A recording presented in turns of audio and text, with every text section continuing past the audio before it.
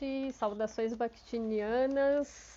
Então, estamos vindo aqui para já ir assim nos conduzindo para um momento de finalização. Esse papo começou às 5 horas com o projeto Seja Homem. Já vou te chamar, Will. Bem-vindo aqui de novo. Obrigada por aceitar esse momento nosso de finalização. Quem vai entrando também vai avisando a gente se está conseguindo ver bem, se está conseguindo ouvir bem. Muito obrigada a quem for chegando.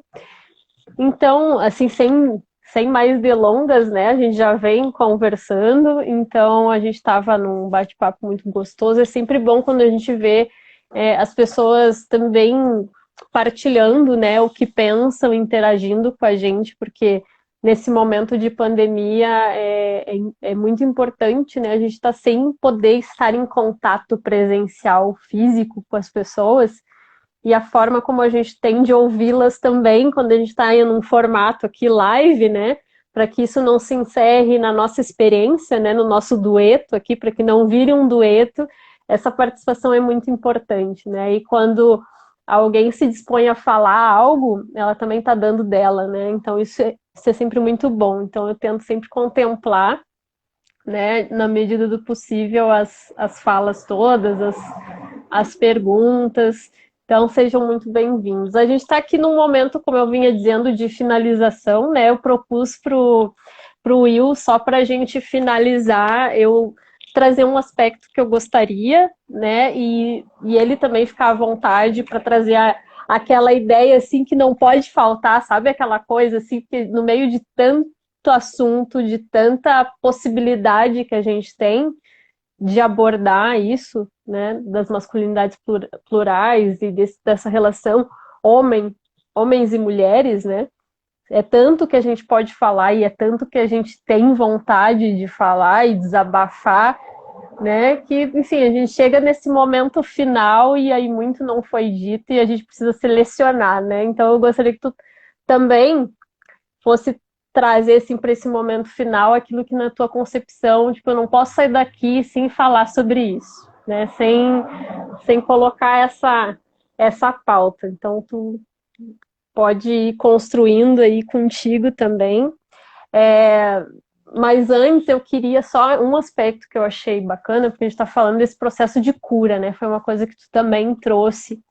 E quem se interessa, quem é curioso, como o João falou, né? Quem se interessa pelo assunto, vai vendo, e por si só, e por também gente que está falando sobre isso, o quanto é importante nesse processo de cura a gente tentar ir na contramão justamente da reprodução, né? Que eu acho que no caso eu concordo com o que eu já vi muitas pessoas falando, e que eu falei no início, né? Essa posição tanto de nós mulheres não rechaçarmos os homens quando percebemos que eles também estão dando de si, né? Porque às vezes é aquilo, a gente vê um homem chorando e, né, já tem todo um imaginário aí também, né? Desse homem. Esse homem que é mais sensível, que é romântico, que também demonstra aquelas atitudes românticas, né? Às vezes o homem está sendo super atencioso e ao mesmo tempo, né, existem mulheres que não gostam ou já tratam também, né, ó, aí tem aquela, é viado, é gay, como se isso também é um xingamento, né? Isso é usado como pejorativo. Então já é um outro traço junto, né? Que se dá aí. Isso eu tô falando no sentido assim, né, gente? A gente demonstra esses aspectos de alguma maneira machistas, nós mulheres, né? Então, assim, esse exercício de a gente procurar também perceber quando nós estamos contribuindo, né? Claro, fizemos todas as ressalvas já, né, em termos dos contextos de mulheres e homens, sempre, obviamente, tendo isso bem claro, né, essa relação, né? Mas, para além, eu acho que quando a gente fala de processo de cura, a reeducação precisa vir para todos nós, né?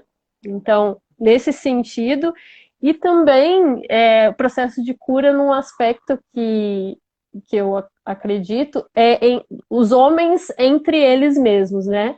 Então, daqui a pouco, um homem está fazendo piadinha, está fazendo pouco caso de uma mulher, por exemplo, a gente está cansado de sair na rua recebendo cantada, que não tem nada de elogio e sim só desmerece, traz toda uma questão de objetificação feminina aí, objetificação sexual. E aí, como é que os homens, entre os homens, lidam com isso, né? Então, aí tem aquela questão do silenciamento também, né? De os homens que se calam perante essas atitudes tóxicas, tá? Vou usar aquela a nomenclatura oficial, vamos dizer assim, que é mais recorrente, né? Então, assim, como os homens lidam com isso, né? Muitas vezes se calando, que gera, por sua vez, um outro processo que eu acho que também é o bullying, né? Então, homens que não atendem também ao que é esperado, né? Dentro dessa concepção machista, também são repudiados, né? São menos homens, né? Existem mais homens, existe uma hierarquia, né? O mais homem e o menos homem. Então, tem tudo isso que a gente vê acontecendo, vê, ouve a respeito, enfim.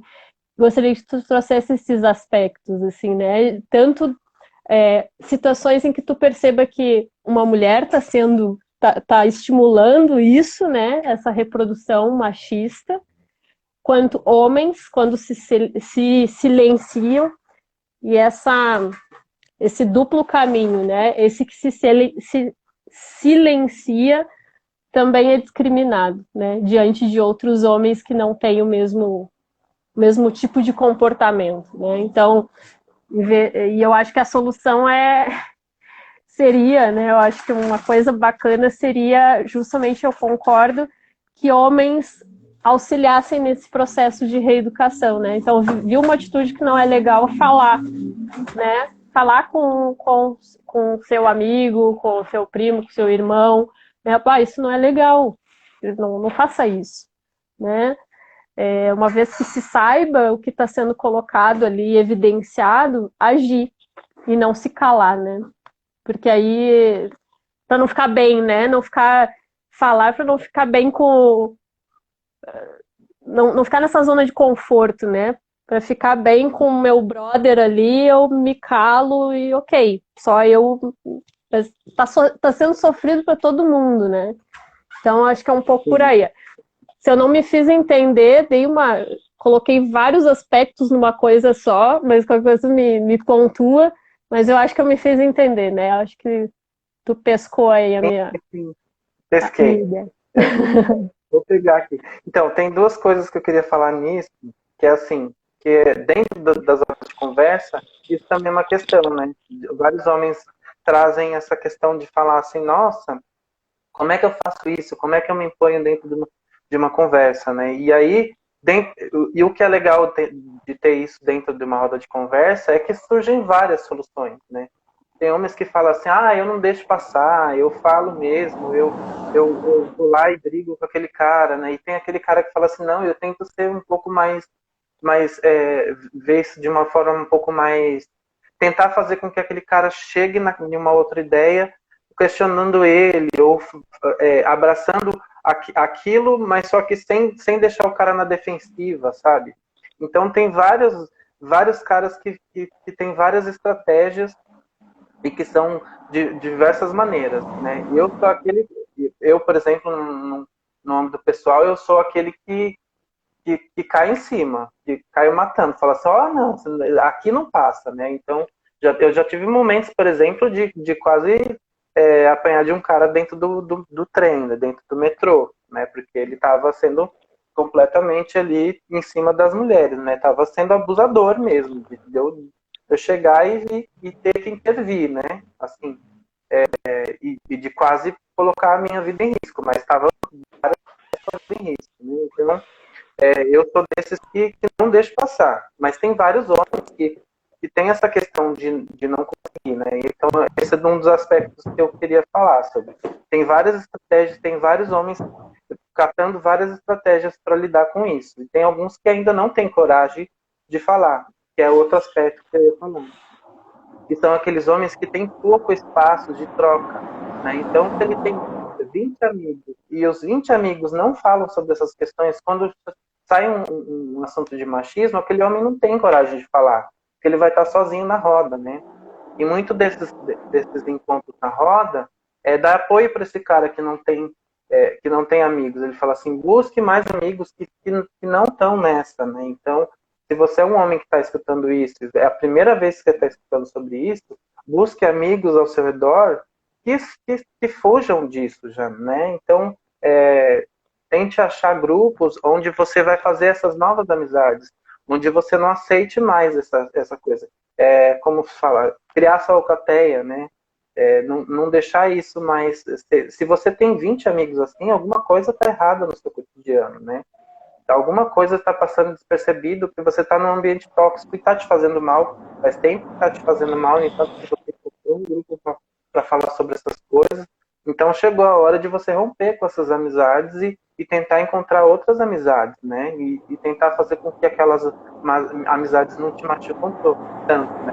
Talvez esse seja um aspecto que seja muito importante falar. Não existem só homens que façam isso e falam sobre essas coisas. Então, encontre apoio, encontre outros grupos, né? Eu vejo, por exemplo, se você digitar hashtag de masculinidade no Instagram, você vai encontrar milhares de coisas que estão falando sobre esse assunto e rodas que estão nascendo, né? E um aspecto também que eu ia falar, sem querer finalizar essa parte, mas eu acho que é importante a gente falar sobre isso, também o quanto que quando tem um movimento nascendo, o quanto vem aquele outros movimentos que vem ao contrário, né? Que é o nosso, por exemplo, a nossa presidência, que é o movimento contrário que acaba pegando poder, né? Então a gente precisa tomar muito cuidado, porque vão aparecer novas coisas falando sobre masculinidades que vão dar outros aspectos sobre isso e que pode parecer uma cilada, né? Por exemplo, que venham ante a esse pensamento do homem se desconstruir, aí vão falar que isso, aí o homem está querendo se diminuir perto da mulher, e não é isso, né? A gente está querendo construir um espaço em que todo mundo seja igual, em que todo mundo veja tudo com esse pé de igualdade, né? Em que a gente está no mesmo lugar e que as mulheres precisam dos espaços delas, que os homens precisam dos espaços deles, que a gente usurpou, nós homens brancos usurpamos isso durante décadas, esse direito de ter esse direito, né? O que a gente chama, o que a comunidade chama de privilégio, eu, por exemplo, eu não gosto muito dessa palavra, né? Porque se a gente for colocar no sentido contrário da coisa, quando a gente está lutando, por exemplo, eu sou um homem LGBT, eu quero o meu espaço. Então, se eu estou falando que aquele cara tem o privilégio, eles vão achar que eu quero privilégio. Então, não é meu privilégio, é meu direito, né? Então, estou roubando meu direito e nós homens, roubamos durante muito tempo o direito de mulheres e de homens negros. Então, a gente precisa dar esses lugares de direito. Dar não, né? Reconhecer esses lugares de direito, porque Então a gente precisa muito reconhecer esses lugares. E como que a gente reconhece esses lugares? Estando com eles, né? Estando junto com eles, né? Então eu acho que o movimento de masculinidades plurais, ele vem justamente nesse intuito de fazer com que enxergue possibilidades novas de outras masculinidades e de que existem outros lugares que precisam ser habitados por outras pessoas, outros corpos precisam se colocar em lugares de poderes e você precisa dar esses direitos a eles e reconhecer que aqueles direitos são deles, né? Então, eu acho que são esses viés que eu coloco aí. No entanto, que se a gente olhar, por exemplo, na cultura pop, a gente vê filmes como, por exemplo, você falou aí na live com o João, por exemplo, dos 50 Tons de Cinza, aquele outro filme 365, são movimentos que vêm completamente contrários desses discursos que a gente quer. Que a gente quer falar sobre outras coisas, e colocam de novo esses estereótipos e é sucesso mundial. Como é que isso pode ser sucesso mundial? Por quê? Porque ainda tem gente que está pensando daquela forma, né? Então, a gente precisa reconhecer novos discursos e também reconhecer aquilo que não é um novo discurso e tentar fazer com que aquilo não chegue na maioria das pessoas, fazer com que chegue mais diversidade sobre isso. Eu acho que era isso que eu queria. Muito importante, eu vi que teve comentários aqui a respeito, que eu acho que o primeiro é aqui, Gigi. Não reparem que às vezes eu me atrapalho com a leitura, porque para mim some aqui parte do comentário, tá? Qualquer coisa tu me ajuda, Will. Mas eu acho que é aqui, ó. Gigi online, né? Diante de homens, né? Isso, diante de homens é até mais fácil falar, mas às vezes a reprodução machista acontece por isso de que a reprodução machista acontece por intermédio de uma mulher é complexo. Aí eu acho que ela segue depois ali. Antes, Rony Pereira fala com ela, né? Vou respeitosamente discordar de você. Na verdade, a sociedade machista nos faz entender que a reprodução é feita por elas. Tem atitude que sim, mas devemos entender que a nossa sociedade faz todos os dias as mulheres pensarem que elas são o pivô do machismo, mas sabemos que somos nós mesmos, homens. Quer falar sobre isso, Will? Sim, é importante. Justamente, eu acho que falar sobre isso, por exemplo, esse espaço, que nem você falou lá atrás, né? É difícil das mulheres ouvirem. Para mim, não. As mulheres são o que mais ouvem, né? No entanto que nas rodas de conversa, quando a gente fala sobre espaços de conversa, são as mulheres que estão mais expostas a conversar sobre as coisas, né? Sobre diversos assuntos, sobre diversas coisas. Os homens ainda não estão falando sobre diversas coisas. E esses aspectos do machismo na sociedade, ele abarca todo mundo. Todo mundo tem a propensão de ser machista, porque a gente viveu isso e a gente reproduz isso, né? Então, isso não é uma discussão se é do homem ou se é da mulher. Nós todos reproduzimos isso. A gente não sabe qual é a larga escala, mas a gente sabe qual é a larga escala que sofre mais com isso. Então, a gente já sabe que as mulheres sofrem muito com o machismo, né? Então, a gente não é uma guerra para saber quem reproduz mais o machismo, mas o machismo está aí, a gente precisa combater ele. E como que a gente combate ele? Juntando forças, né? Porque se a gente for paralelizar de novo, se a gente for discutir quem é que faz mais, lógico que são os homens que cometem mais machismo, né? E são mais violentos no machismo, né? Tá aí os números para comprovar, né? E depois da quarentena, a gente sabe ainda não onde está o perigo, que é dentro de casa, né? Tanto para a população das mulheres quanto para a população LGBT. É dentro de casa que o perigo está. O machismo cria isso, né? O machismo cria o perigo dentro de casa.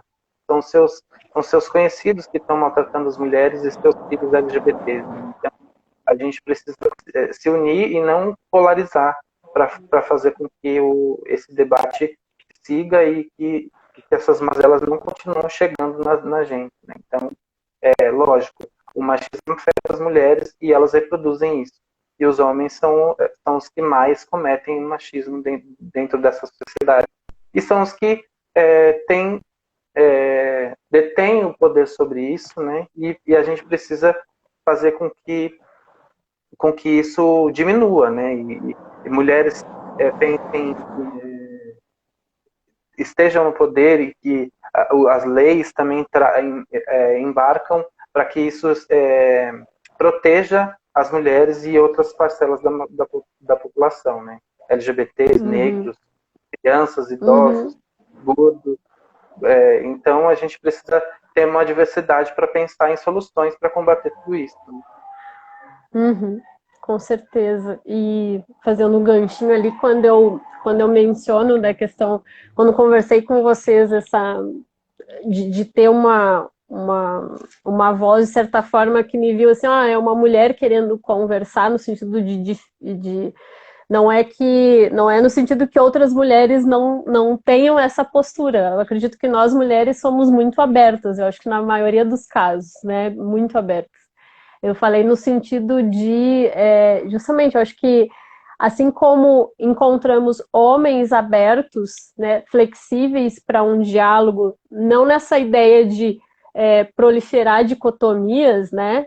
Essa abertura, assim, a escuta, ela ainda precisa ser estimulada quando visa justamente esse espaço que tu falou, de igualdade, né? Não aquela busca por quem sofre mais, que foi uma coisa que a gente comentou também, né?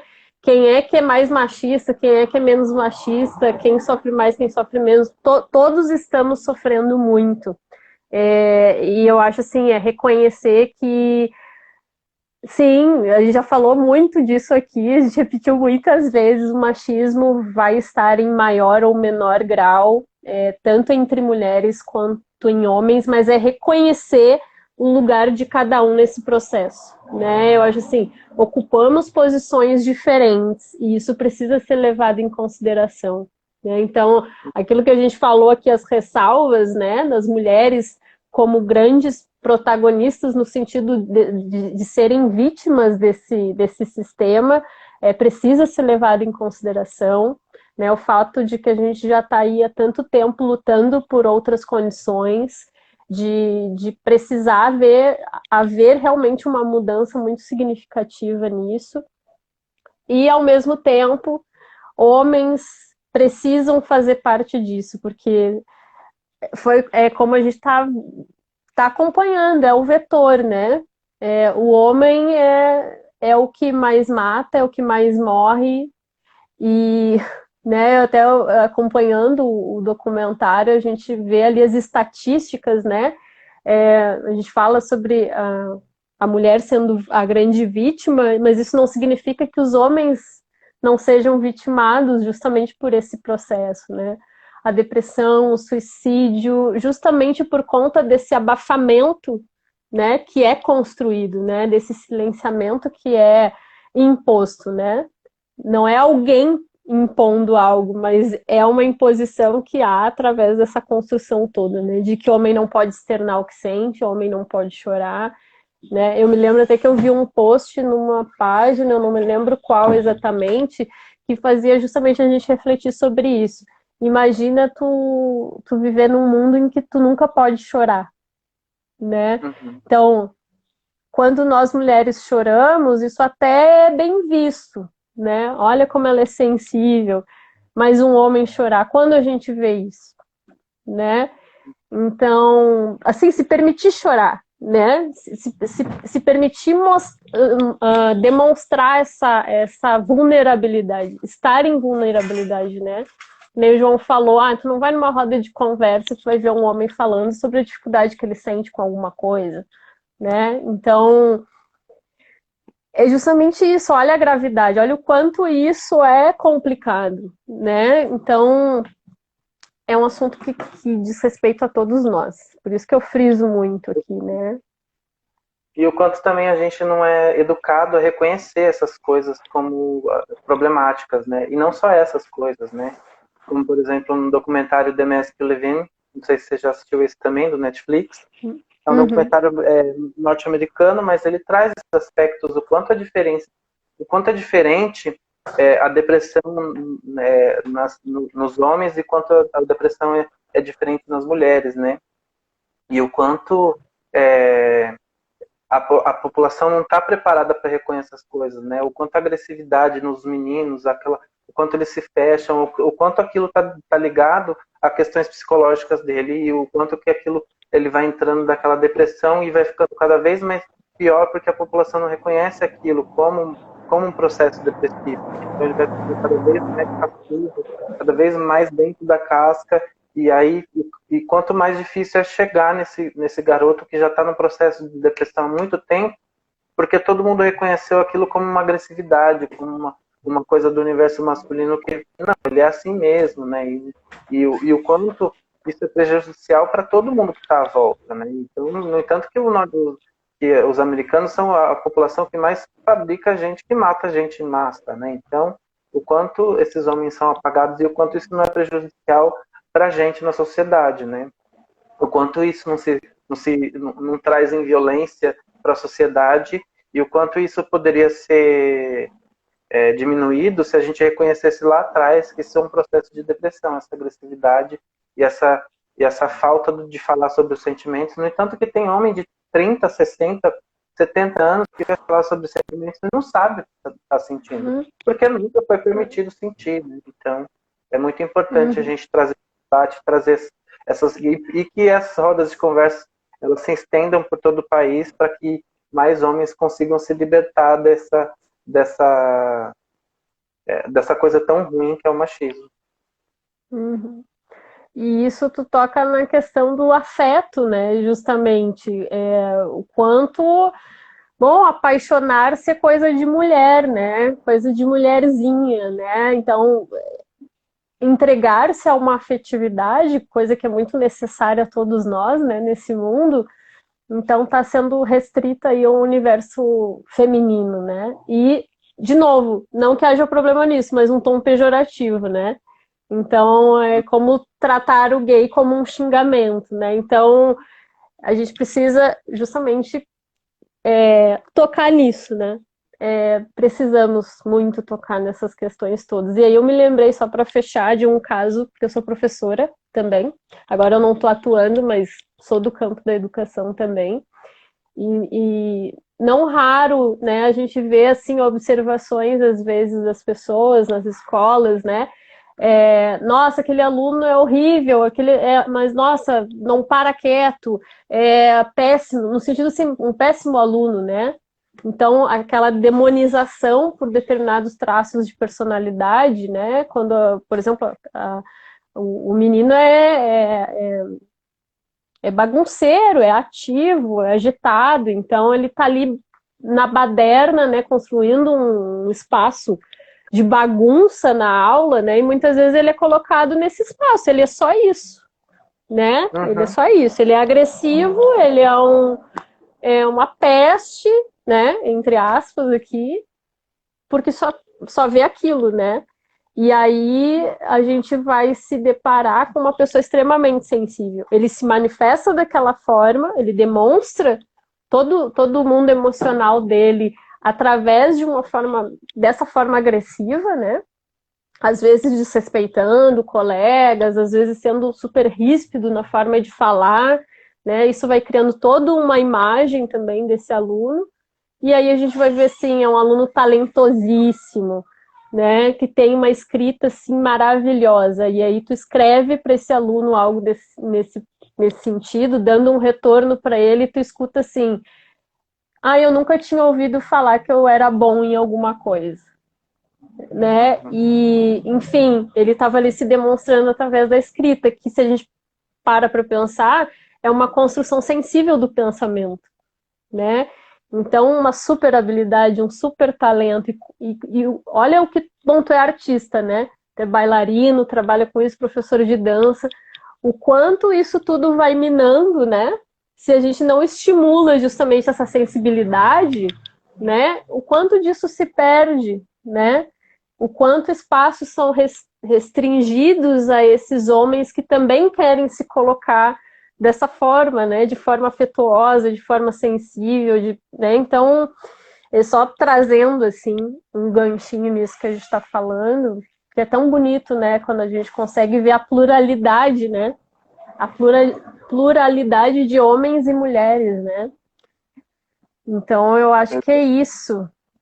Eu acho que é isso, e Will, quero te agradecer muitíssimo pela participação. Não sei se tu quer pontuar mais alguma coisa, se tu quer trazer mais alguma coisa, tu fica à vontade, mas eu acredito que a gente contemplou, né, também, conseguiu na medida do possível, né, falar um pouquinho, mas fica à vontade, tá? Se tu quiser trazer algum outro elemento que tu queira pontuar, fica bem à vontade, antes da gente encerrar. Eu queria pontuar essa última fala sua, o quanto a gente não perde do universo feminino e do universo masculino porque a gente acha que eles estão separados, né? E o quanto que é uma coisa só e a gente fica falando, apontando, não, isso é feminino, isso é masculino. E o quanto o universo das mulheres perdem, por exemplo, quantas marcas não poderiam ter aí jogando futebol, né? E quantos Baryshnikovs, mulheres, que poderiam, né, sei lá, quantos Baryshnikovs a gente não podia ter no mundo, porque a gente fica separando em coisinhas, né, em caixinhas. Então a gente não separar essas coisas seriam muito importantes para a humanidade, para a gente ter muito mais genialidades se aflorando em diversas camadas femininas e masculinas, entre aspas, da sociedade. Né? Eu também queria deixar meu agradecimento aqui por ter vindo. Eu sou um dos meninos mais tímidos do encontro, né? Então, para mim é sempre difícil estar aqui na frente da câmera e falar. Sou eu e o Emerson os mais tímidos da roda. Então, é mais uma superação que eu coloco aqui dentro do projeto, que cada vez a gente vai explorando novas camadas na sociedade, assim, e eu fico muito agradecido por esse espaço também e que esse espaço cresça.